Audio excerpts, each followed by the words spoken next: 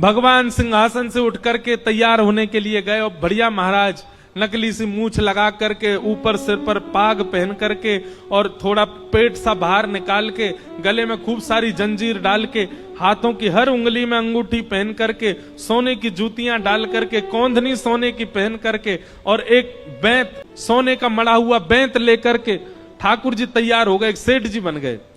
लक्ष्मी मैया ने पूछा, भगवान बड़ा सुंदर स्वरूप धारण किया, कहां जा रहे हो? बोले अपने भक्त से मिलने जा रहे हैं, मैं भी चलूंगी।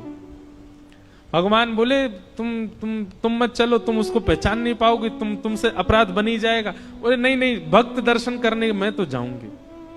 भगवान बोले जल्दी तैयार हो जाओ। रुक्मणी जी एक सेठानी बन गई, ठाकुर जी सेठ जी बन गए और दोनों ने मन में विचार किया कि हरपाल जी को दर्शन देना है। और यहां हरपाल जी की स्थिति क्या थी?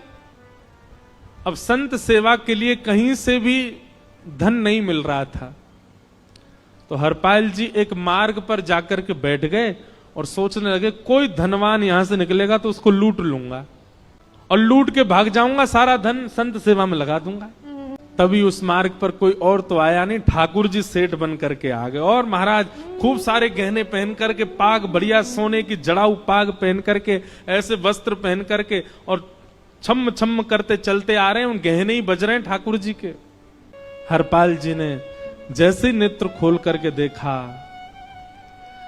ठाकुर जी के रूप यौवन और सबरी उनके श्रृंगार को देख करके हरपाल जी बोले, ये तो एक आध साल के भंडारे की व्यवस्था आ रही है सामने से। इतने में ही सेठानी जी रुक्मणी जी भी आई, उनको ओहो, ये तो कम से कम 5-10 साल की व्यवस्था आ रही है। अगर ये दोनों लूट लिए जाएं तो 10 साल चोरी नहीं करनी पड़ेगी। देखो कितना धन संपन्न। हरपाल जी के बगल में जैसे ही ठाकुर जी पहुंचे, हरपाल जी बोले, भैया जय श्री कृष्ण, प्रणाम। ठाकुर जी तो नाराज हो गए, क्या भगवान का नाम बोलता है सुबह सुबह?